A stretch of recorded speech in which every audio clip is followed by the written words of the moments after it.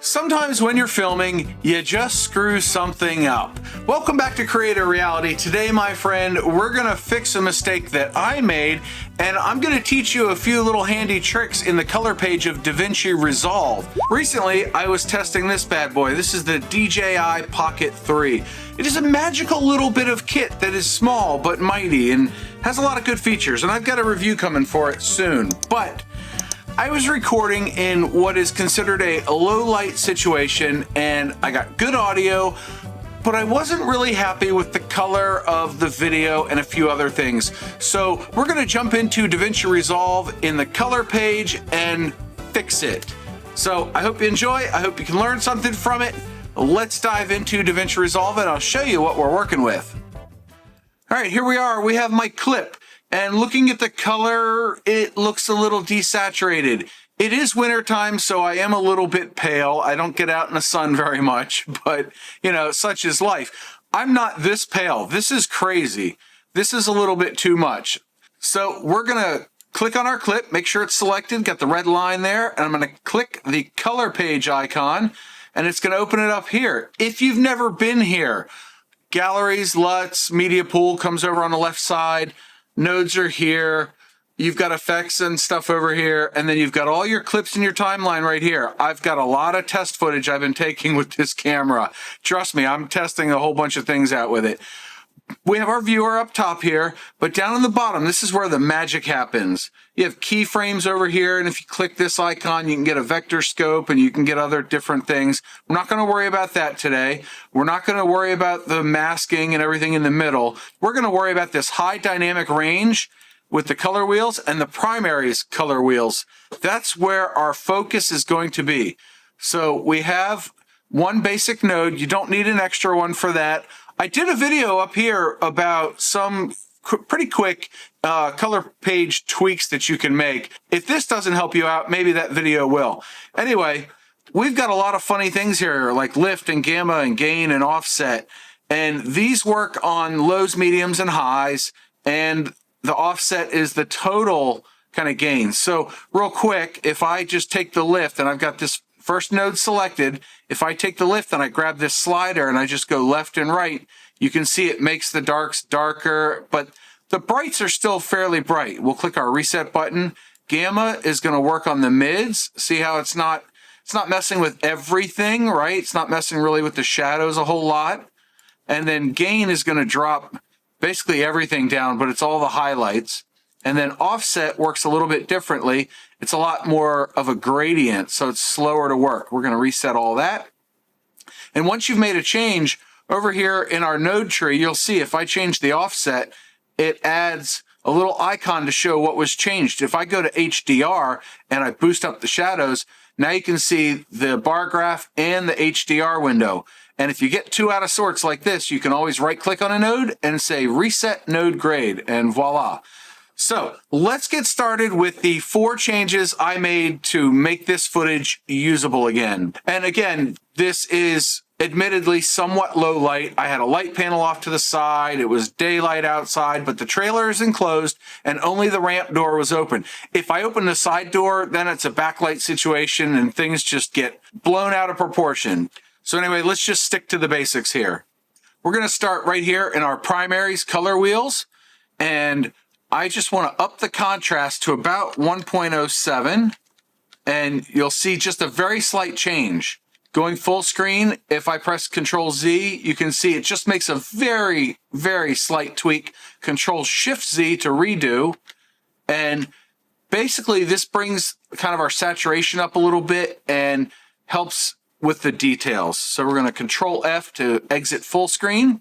And the next thing I want to do is I want to bring the shadows down a little bit, which again will help with the contrast. So you can drag the slider here. You can bring them up if they're too dark. You can bring them down if they're too light.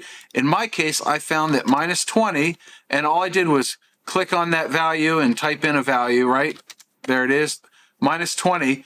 Now, if I zero this out and then do -20 again, then we go full screen, you can see it's a little bit brighter, and then it brings it down a little bit brighter, a little bit down again. This brings some more of the detail back into my face. That's the second change. Let's now do the third one. we're gonna grab our saturation slider and bump it all the way up to 60. And then if we go full screen, you can see it's a lot more saturated. Control Z to undo, Control Shift Z to redo. And that's a bright orange hat, it really is.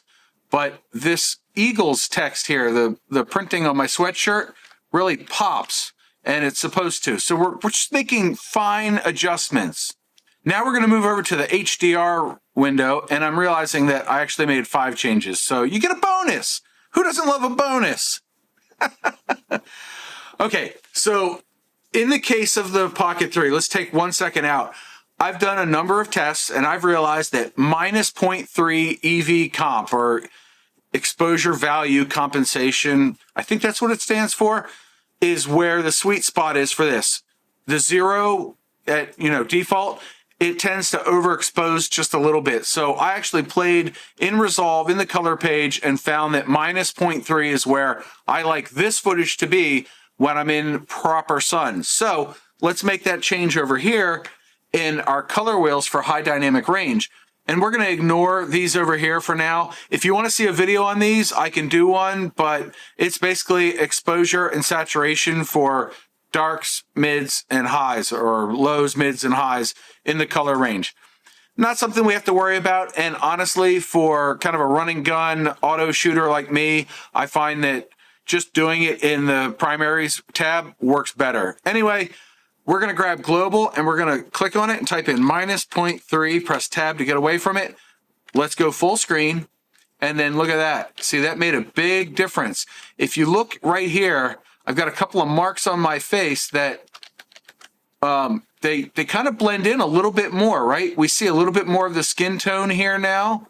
And then it's sort of blown out right here. So it was overexposed. This is a small camera with a small sensor, and it just can't really do much, but it did preserve enough data in the highs that we actually got all this data back. So that's pretty cool. And the last thing I did was, if you come down here, you've got temp and tint. Now for temp, you can slide it left to go more blue and right to go more orange. But in this case, I didn't need to do that. In fact, if I bring it back, that actually looks pretty good. But if I zero that out, what I found that worked better was the green to magenta one, and I just went to 4.04. So when I tab away from that, now that looks pretty true to life as to what I look like. And we brought back some of the highs. We brought the contrast up. We kept the darks, and they're not too blown out, I guess. But we got the detail in the hair, and it's kind of reddish hair. We got the saturation on the hat back, and we're done.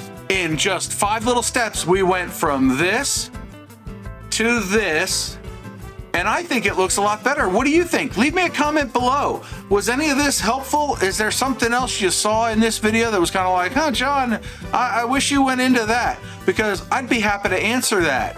But hey, I thank you very much for watching. We went in, we made some quick tweaks, and we got the footage looking a lot better, at least out of my Pocket 3. Also, if you have a specific question about the Pocket 3, if you're curious about it or want to know how it functions in a certain way or setting or whatever, let me know in the comments below. I am working on the review, so it'll be in a follow-up video. Yes, indeed. Anyway, until next time, thank you very much for watching. Again, go watch this video next. YouTube has curated that one from my catalog for you. And have a great day. John out.